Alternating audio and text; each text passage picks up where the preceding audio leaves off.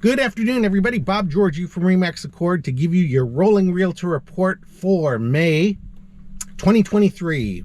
Roll the intro.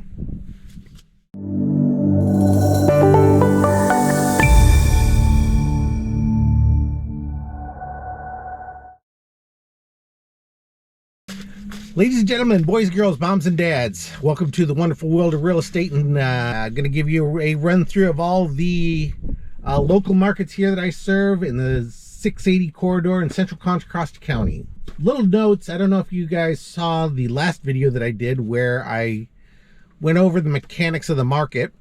Sort of mentioned at the end of that video that I did anticipate that the prices would go up in spite of interest rates on low inventory, and that seems to be the case in a lot of markets here. This month we are beginning to see some price appreciation in some price segments, some recovery, some flat from top to bottom. One of the things I'd like to comment on is that something we've seen this year that we haven't seen in prior years is some real whipsaw in this market. From July, we saw from 2022 ending in July, from the first part of the year till July, market ran up. From July into the January of this year, market went back down. From February till today, the market seems to be, it plateaued at the bottom and then went sweeping back up. I don't think we've ever seen this sort of whipsawing back and forth on the pricing, at least that I could remember, and which is real estate since 1999. Usually these sort of price changes take place over a period of time, and the trends are fairly consistent where they go down, down, down, flat, flat, flat, down, down, down, flat, flat, flat, down, down, down over a period of years. But now we're seeing these things happen quarterly. Probably the impact of the internet on our market is finally beginning to have some sort of macroeconomic impact on the business. And Dodd-Frank and all the changes that they put in place over the last 5-7 years, the lenders have seemed to have gotten their act together so that they've streamlined the process to a point where it's moving as smoothly as it was pre-Dodd-Frank. And the pre-approvals that you get are a lot stronger than the pre-approvals you used to get back in, say, 2009. Somewhere around there it seemed to be changing. I don't know when Dodd-Frank came in, but that seems to be the inflection point, one way or the other. But more recently, ever since like 2015, 2014 in there somewhere, the lending situation seems to have gotten stronger and stronger moving through the years. So anyway, that's kind of my casual thoughts for the last video, kind of letting it sink in for a couple weeks. Let's roll to our segments of the market. We're starting in random here. This is just the order that I pulled them off the computer. Have nothing to do with anything. So starting out with Concord townhomes and condos. Median price of condominiums has been creeping up over the last 30 days. We've been back up to $500,000 median price point. Higher end condos been pulling the market up. Over the last 30 days, we have seen the average market time drop from about 40 days down to 14 days, and the inventory has decreased by 17 units. As expected, the buyers have flushed into the market, purchased up the inventory, and are now competing for what little inventory there is out there on the market. I expect that trend to hold all the way into July when the holiday season begins and we can begin to see the supply and demand balance go back. Hard to predict what's going to happen after July, but I'm expecting some couple good sales months in here for at least the next 60 days. It's notable in Concord that the very top end of the market at 800,000, there's only one unit. It's been on the market for a couple months, so that means that I think I might have mentioned this in the last video. At 800, the top end of that Concord market, you could buy in the single family starting at 600 now. So that end of the market has had a real impact. The median price in the second largest segment, I don't know how they're breaking these numbers down by, but the properties still seem to be moving, where the median price is $570,000, and it's moving pretty quickly on that point. The single-family home market, the prices have not yet recovered, and we have seen a wave of inventory on the increase. We've seen 48 units of inventory increase over the last 30 days. Consequently, Concord single-family homes have struggled to recover the money that they've lost from July through January, but as the inventory sells off, I do expect that trend to go back in favor of the sellers. It is still a seller's market, with the homes that are selling in Concord are selling much faster. The average days on the market have dropped from 28 to nothing, which means that if your home is priced right, it will sell, and it will sell quickly, with 13% of the market having to drop. But the buyers are out there in force, and if you have a good house priced properly, it will sell in Concord. Moving down to Danville, condos and townhouses. The inventory again is on the increase, and the market is in a plateau price-wise. The median price has not moved at about $1.1 million. I know anecdotally that most of the individual markets have fully recovered what they've lost from last July. Even though the increase in inventory is listed as 10 units, that's not enough to swing the supply and demand imbalance one way or the other. Also, we're in such a high price point in Danville where the median list price of new homes is well over $1 million. Obviously, there's a lot of single-family homes throughout the 680 corridor that can be purchased at $1 million or less. And so buyers are picking and choosing and making their compromises. You know, do you buy a small single-family home and send your kids to private school, or do you pay up for a home in Danville and take the public schools where they're very good? In that price segment, that's the supply and demand balance between compromise between townhouses and single-family residences. But I do expect the price number to pick up a little bit over the next 30 days and into July. Inventory is not keeping up with the buyer demand. It's all about pricing, and my guess is that there's going to be a niche sweet spot in here that'll break the equilibrium. Right now, Danville is considered a supply and demand imbalance, but as a practical matter, I do think it's tending toward the sellers anecdotally, and I expect to see that change in next month's market report. Single-family home market in Danville is obviously rocking the house, so to speak. Prices are back up to where they were back in July, sort of telegraphed that in the townhome report.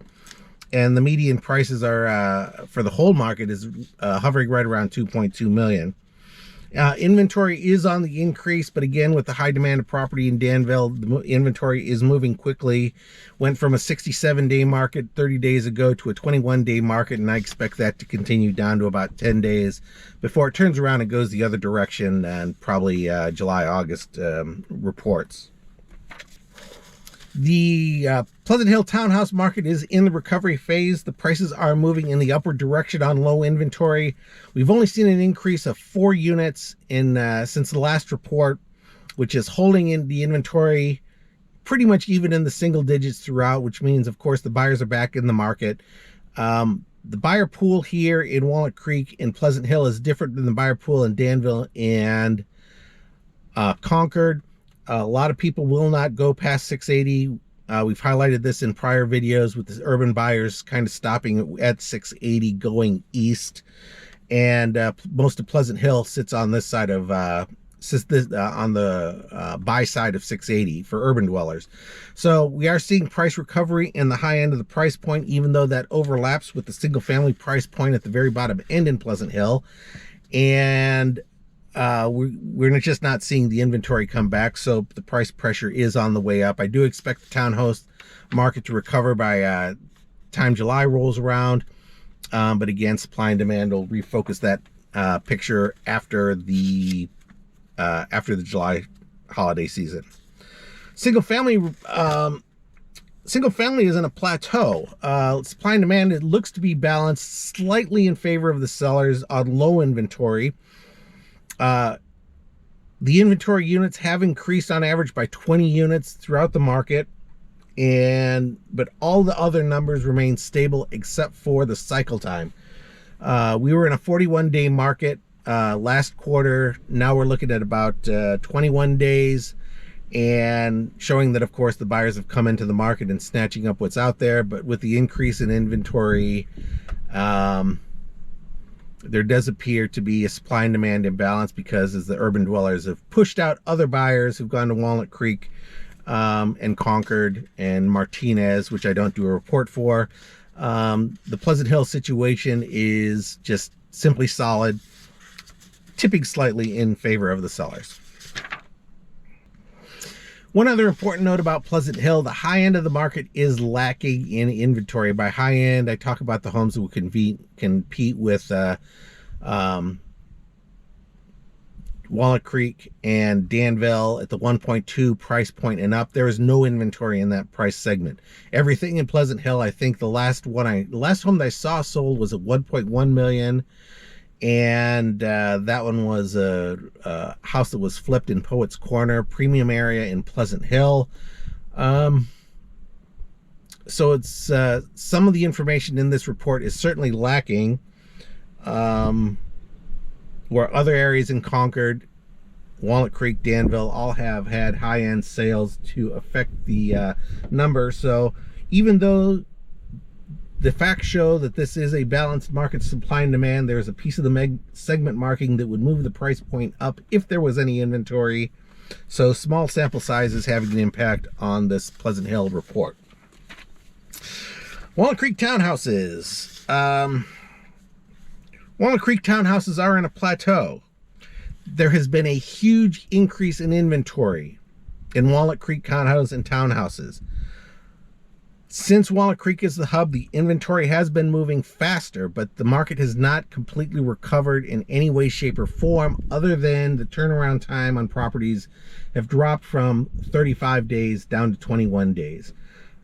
With the increase in inventory of about 80 units, and that's been holding over the last several months, the price has not moved. The median price hasn't moved. The price recovery hasn't moved. And moving into July, don't expect much change. It is important to say that a lot of these condos and townhouse buyers are moving out, taking their equity and turning around and buying single families in Concord, Pleasant Hill, Martinez, Walnut Creek, and Danville, possibly Lafayette, depending on the price segment. So this market right here will carry the other markets longer than, meaning that there's pent-up demand in this market. This sort of supports the fact that the market is going to continue strong into July. Obviously, there's going to be some attrition and out-of-area relocations as a part of this, but given 80 units last month, 80 units this month, not all of that is leaving. Big amount of that is going to stay in the area somewhere. Most of it is going to remain in central Contra Costa County. So again, the single family home market is going to remain strong all the way into July. Walnut Creek single family homes, following the townhouse market, inventory has increased by about 45 units, but unlike the surrounding markets, the median price has moved up. Higher end sellers have gotten their homes on the market. This reflects Northgate, South Walnut Creek, and parts of Larkey Park area neighborhoods that are all solidly well above $1 million. The buyers that are in lower segments of the market, the few that are willing to go, few of the urban dwellers that are willing to go past 680, first-time high-end home buyers. Northgate, Walnut Creek is where they generally start looking, and then they make their compromises based on how the other homes compare to Northgate. And right now that market is starting to warm up. Even though the inventory has increased, it is still considered a strong seller's market. The sales turnaround time has gone from 41 days down to 14 days, meaning that the buyers have came in, snatched up the inventory. The increase in inventory of 44 units isn't going to have enough of a market impact to keep the prices down in Walnut Creek. But Conversely, we're not going to see a rapid recovery of the 15% that the market lost in the last quarter of last year. It could still happen. Inventory could dry up. The replacement inventory for the 44 units this month and last month can dry up, drop down to 20 units, and suddenly the 15%, the sellers in Walnut Creek will recover the 15% they lost in the fourth quarter of last year. Anything notable on here? No. Oh, it is important to note that 25% of the market in Walnut Creek had to have price decreases in order to sell it. Now, Walnut Creek has several areas that are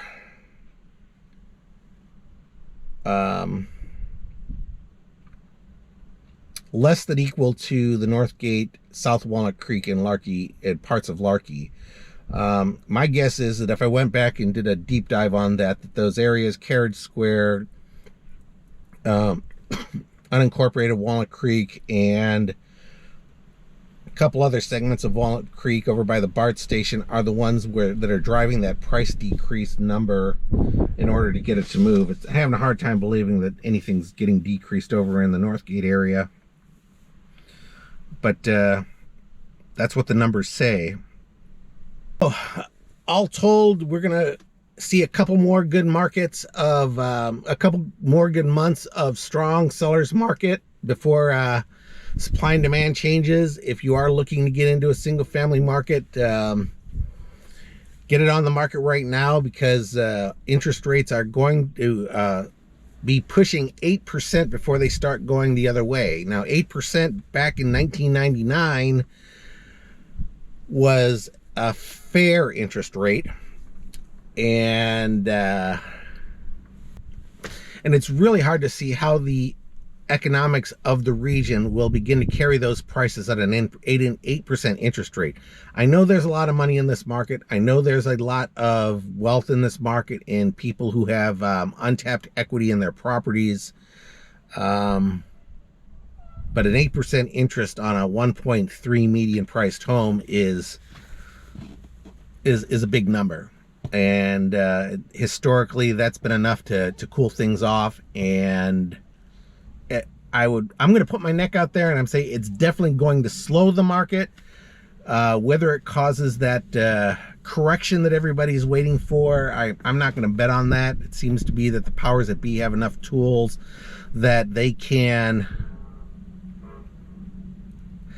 keep things going a long way through economic manipulation. They can drop interest rates suddenly, and the whipsaw effect will go right into the market very quickly. We already know that based on what's been going on over the last year, that market changes are reflective very quickly in the numbers on a month-to-month basis, and certainly makes things hard for buyers, but sellers love it because it's usually gone their direction.